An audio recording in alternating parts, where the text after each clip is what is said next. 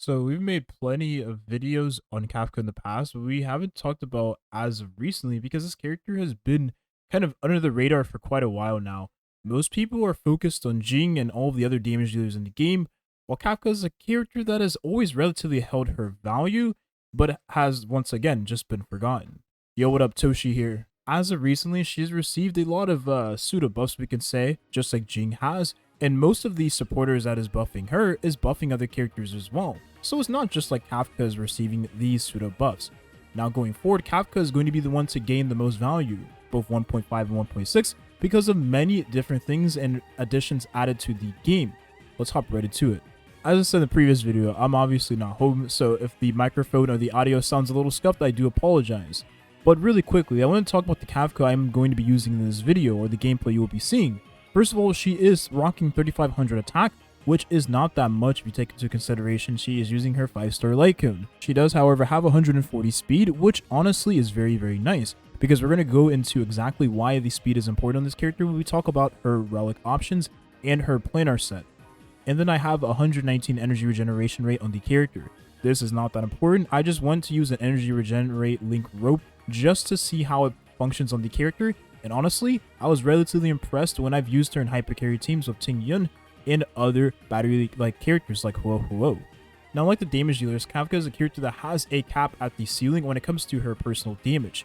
Now, as you do unlock more options in terms of supporters, her damage will definitely increase, but if you're looking to personally increase her damage like you would any other crit-based damage dealer, that's not going to be the case. However, with the addition of 1.5, we have received a new relic set for the character that has now become her best in slot.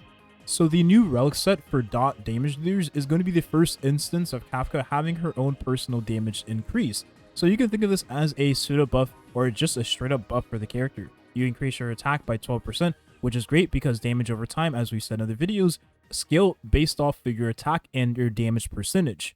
And then for every dot the enemy is inflicted with the 4-piece passive, you will ignore the enemy's defense by 6% while dealing damage. And this goes up to 18% ignore defense. This is huge because if you're like me and you use the quantum set on Kafka, no longer do you have to have the enemy have a quantum weakness or use Silverwolf in your party in order to get the 4-piece 20% ignore defense. Now you can have 18% at all times, which is very, very nice, and you get 12% attack to make it even better.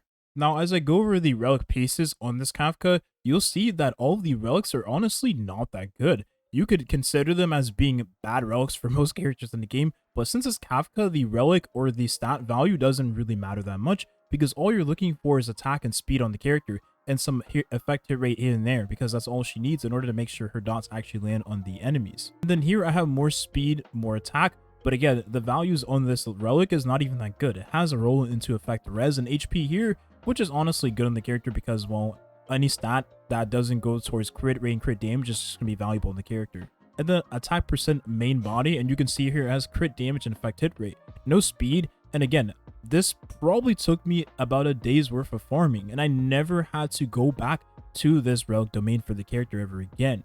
But one thing to take into consideration is that speed main stat for the boots is going to be best in slot for the character always.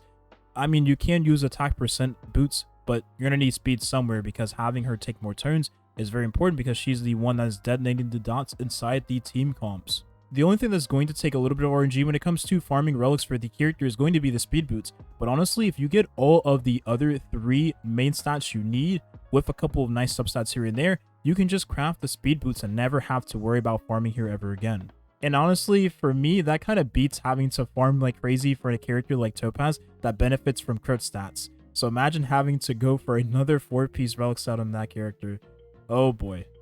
Kafka is the character that benefits the most from Huo Huo's existence in 1.5, and that's because the buff stat Huo Huo provides in the energy gain is very good for Kafka because she's a character that needs to have her ulti up at all times, and the attack percentage makes her dots do even more damage because, again, dots don't crit, so you don't need any crit rate or crit damage. And attack percent is all you really need from a supporter, and of course damage boost too like Ting Yun's, but attack percent is going to increase your dot damage mostly. So having the attack percent increase by 40% for 2 turns is very good for Kafka because the attack increase is going to make her dots deal more damage whenever that enemy takes their turn, and whenever she detonates the dots herself, they're going to deal even more damage, and then 20% increase to the max energy of her and every other ally in this team means that if you're using Ting Yun, you can put her in a hypercarrier team with Huo, and then her own energy being increased means that she's able to detonate the dots on an AoE.